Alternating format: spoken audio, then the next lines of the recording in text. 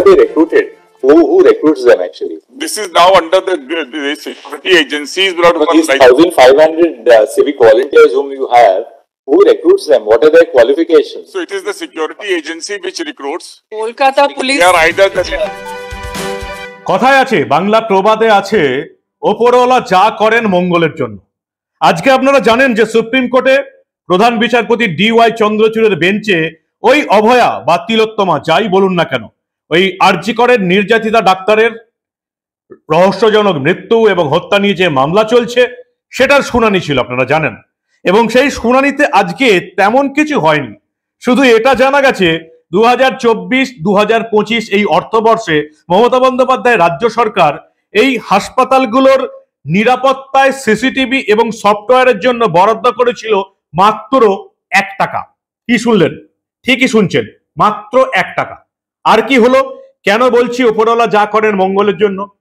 আর মনে হচ্ছে আজকের শুনানির পর মমতা বন্দ্যোপাধ্যায়ের মাথা থেকে যেটা বেরিয়েছিল, তৃণমূলী ক্যাডারদের সিভিক ভলেন্টিয়ারের নামে চাকরি করিয়ে দেওয়া, আমাদের ট্যাক্সের টাকা থেকে মাইনে দেওয়া, সেটা মনে হয় এবার ভোগে চলে যাবে। কি কি হলো আজকে সুপ্রিম কোর্টে সবটা বলবো, আপনাদের দেখাবো। এই প্রতিবেদন শেষ অবধি দেখুন। আমি মানব, তার নিউজ বাংলায় আপনাদের স্বাগত জানাচ্ছি। সুপ্রিম কোর্টে আজকে আবার বসলো বিচারপতি DY চন্দ্রচূড়ের বেঞ্চে অভয়া বা তিলোত্তমা মামলার শুনানি। খুব একটা উল্লেখযোগ্য তেমন কিছু হলো না। সুপ্রিম কোর্টে আজকে সিবিআই আবার একটা রিপোর্ট জমা দিল এই তদন্ত নিয়ে, এবং এখন অব্দি সিবিআই তদন্তে কিন্তু সুপ্রিম কোর্টের প্রধান বিচারপতির বেঞ্চ খুশি। তারা জানতে পেরেছেন এই রিপোর্ট দেখে যে এই সঞ্জয় রায় সিভিক ভলেন্টিয়ার, তার বিরুদ্ধে অনেক প্রমাণ পাওয়া গেছে, আসল খুনি সেই, এবং এর সঙ্গে আর কেউ জড়িত ছিল কিনা তার জন্য সিবিআই কে আরো টাইম দিতে হবে, কারণ প্রমাণ লোপাট হয়ে গেছে। প্রথম 5 দিনেই যাবতীয় প্রমাণ লোপাট করে দিয়েছে মমতা বন্দ্যোপাধ্যায় রাজ্য সরকার, রাজ্য পুলিশ, কলকাতা পুলিশ এবং রাজ্যের স্বাস্থ্য দপ্তর, আরজিকর কর্তৃপক্ষ। 5 দিনেই প্রমাণ লোপাট, এটা সিবিআই বুঝিয়ে দিয়েছে সুপ্রিম কোর্টের প্রধান বিচারপতির বেঞ্চকে। এবং আজকে যেটা উল্লেখযোগ্যভাবে উঠে এলো, তাতে দেখা গেল চলতি অর্থবর্ষে অর্থাৎ 2024-2025 হাসপাতালগুলোর নিরাপত্তায়, এই সমস্ত হাসপাতালগুলোর নিরাপত্তায় সিসিটিভি এবং সফটওয়্যারের জন্য বরাদ্দ ছিল মাত্র 1 টাকা। ভাবুন একবার, রাজ্যের সমস্ত সুপার স্পেশালিটি হাসপাতালে এই বছরে আর্থিক বর্ষে 2024-2025, বারবার একই কথা রিপিট করছি, জানি আপনাদের বিরক্ত লাগবে, তবু এটা মনে গেঁথে নিন। হাসপাতালের নিরাপত্তার জন্য, সফটওয়্যারের জন্য এবং সিসিটিভির জন্য বরাদ্দ ছিল, মমতা বন্দ্যোপাধ্যায় সরকার বরাদ্দ করেছিল 1 টাকা। ফলে এই ঘটনা যে ঘটবে এটা নতুন করে বলার অপেক্ষা রাখে না। জুনিয়র ডাক্তাররা নিরাপত্তার দাবিতে সরব হয়েছেন।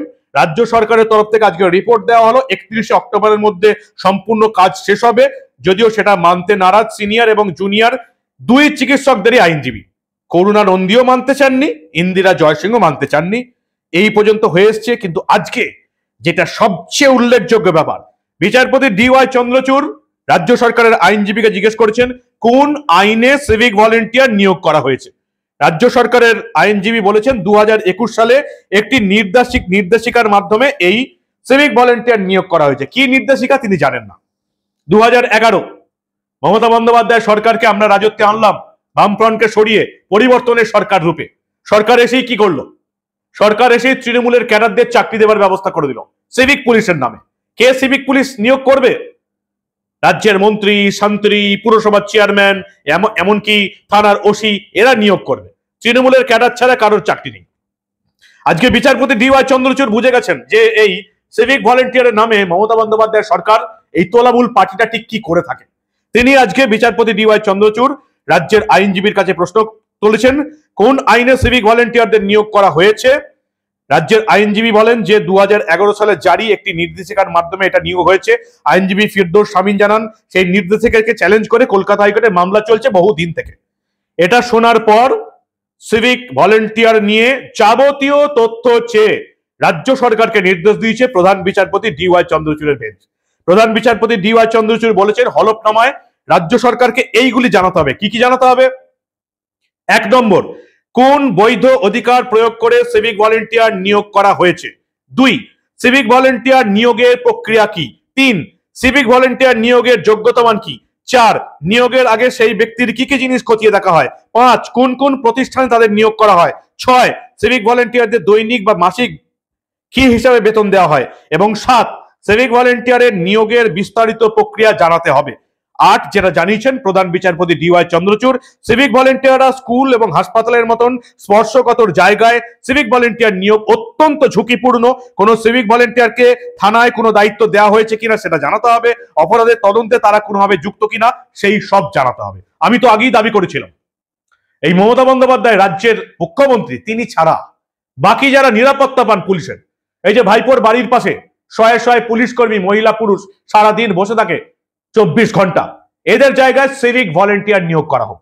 রাজ্যের যাবতীয় শান্তি মন্ত্রীদের নিরাপত্তায় সিভিক ভলেন্টিয়ার নিয়োগ করা হোক। কেন হবে না? সিভিক ভলেন্টিয়ার যদি মমতা বন্দ্যোপাধ্যায়ের এতই প্রিয়, তাহলে নিজেদের নিরাপত্তায়, নিজের ভাইপোর বাকি নেতা নেত্রীদের নিরাপত্তায় সিভিক ভলেন্টিয়ারকে কেন নিয়োগ করা হয় না? নিজেদের বেলায় পুলিশ অফিসার নিয়োগ হবে, আর বাকি বাংলার মানুষের জন্য সিভিক ভলেন্টিয়ার। আশ্চর্য! আজকে কি হলো এই গোটা শুনানি পর্বে ছোট্ট করে একবার দেখে নিন আপনারা সুপ্রিম কোর্টের সরাসরি কি হলো। Recruited in the manner in which that person who is involved in the crime was recruited. He was not recruited under the Private Security Agencies Regulation Act 2005, under which all the hospitals in India, including the public hospitals in Delhi, they are all recruiting under this act, which is an act which is meant for having the security agencies employed, which security agencies are licensed, and pursuant to that, they are employed. So now all recruitments are being done under this act as everywhere. So it's the central act, not our act. My lord, this is formally being applied everywhere in the entire country.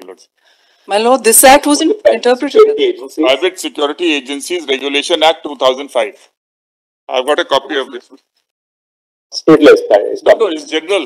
It's really for recruitment of private security guards. We had this in Maharashtra, I remember, called the Maharashtra Private Security Guards Regulation of Employment and Welfare Act.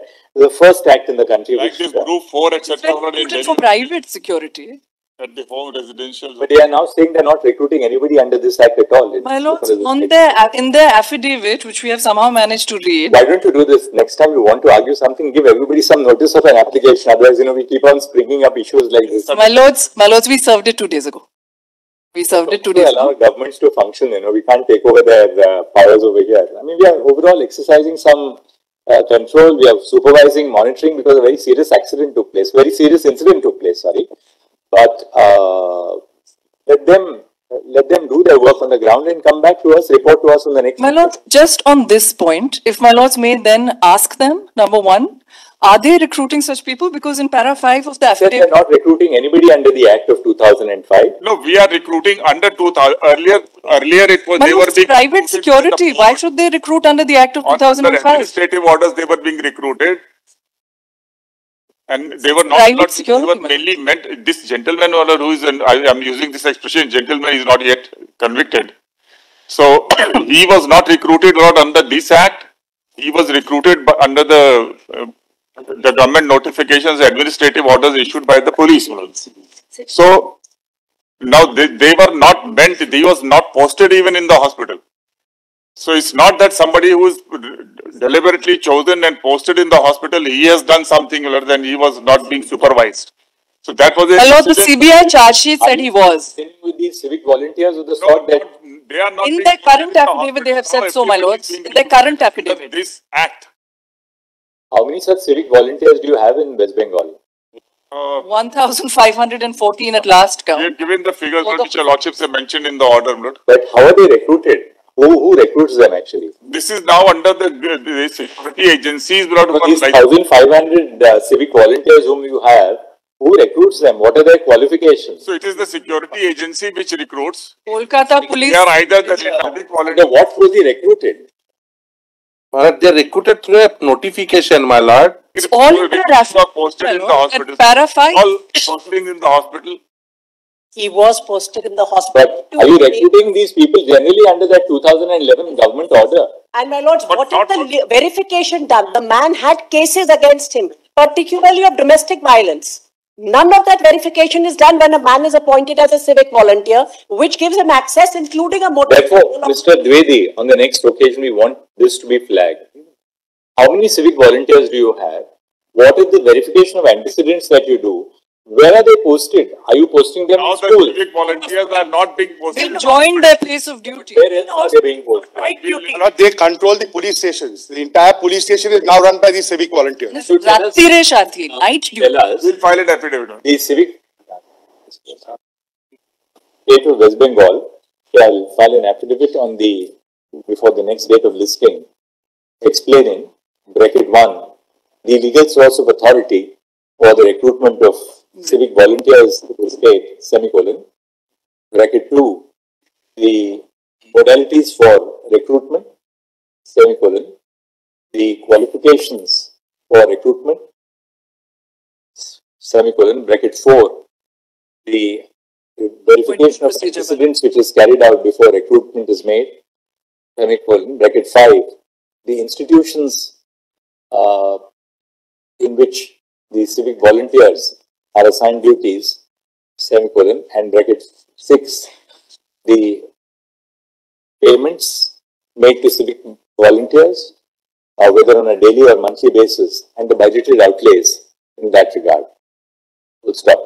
The affidavit shall specifically disclose the selection process which is followed for the recruitment of the civic volunteers and the steps which have been taken to ensure that such volunteers do not operate in any event in sensitive establishments such as hospitals and schools, So great. which may be particularly vulnerable. Or police stations, my lords. My lords, or police stations, my lords may consider. Hospitals, schools, or police stations. Let us file the affidavit, then.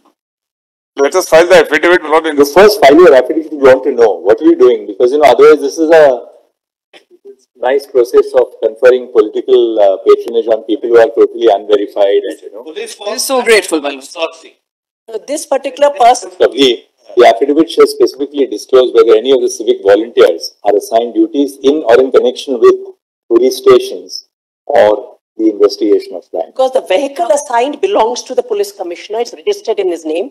His job apparently was to assist police personnel in the hospital and their families. And he has complete access and lives in a barrack adjacent to the hospital. So it's wrong to say that he's not associated and not given. Something we want to look at closely. My lords. One more thing is that Let them first disclose the data, then we will hear your submissions. বিচারপতি dy Chandrachur প্রশ্ন করেছেন, রাজনৈতিক ক্ষমতা ব্যবহার করে civic volunteer নিয়োগ করা হয় না তো? তথ্য পেলে বিষয়ে গভীরভাবে খতিয়ে দেখবেন, জানিয়েছেন প্রধান বিচারপতি ডিওয়াই চন্দ্রচূড়। সিভিক ভলেন্টিয়ার কিভাবে নিয়োগ করা হয়? শাসক দল করে না তো? জিজ্ঞেস করছেন বিচারপতি ডিওয়াই চন্দ্রচূড়। কে তাকে বোঝাবে? তৃণমূলের ক্যাডাররাই একমাত্র সিভিক ভলেন্টিয়ার হয়। যারা তৃণমূলের ঝান্ডা নিয়ে ঘোরে তারাই সিভিক ভলেন্টিয়ার হবে। থানার ওসি নিয়োগ করে, মন্ত্রীরা নিয়োগ করে, পুরসভার চেয়ারম্যান নিয়োগ করে, স্থানীয় নেতারা নিয়োগ করে সিভিক ভলেন্টিয়ার। কোনো পরীক্ষা দিতে হয় না, কোনো যোগ্যতা মান নেই।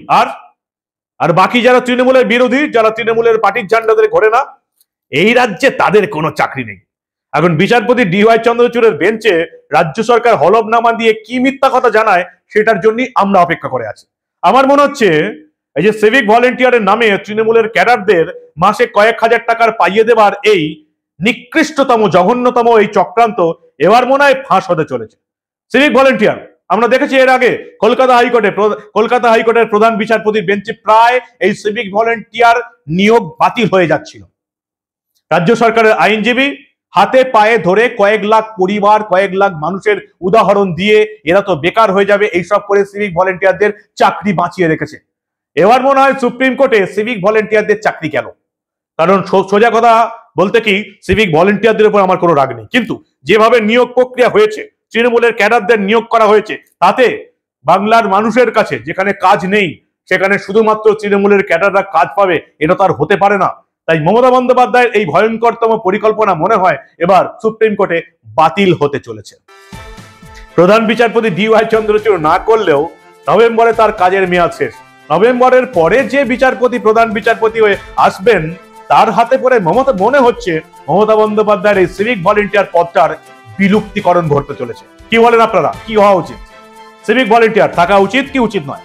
আপনাদের মূল্যবান এবং গুরুত্বপূর্ণ মতামত জানান দা নিউজ বাংলার কমেন্ট সেকশনে। আর দেখতে থাকুন দা নিউজ বাংলা। আমরা এই ধরনের কোনো ঘটনা চেপে রাখতে দেব না।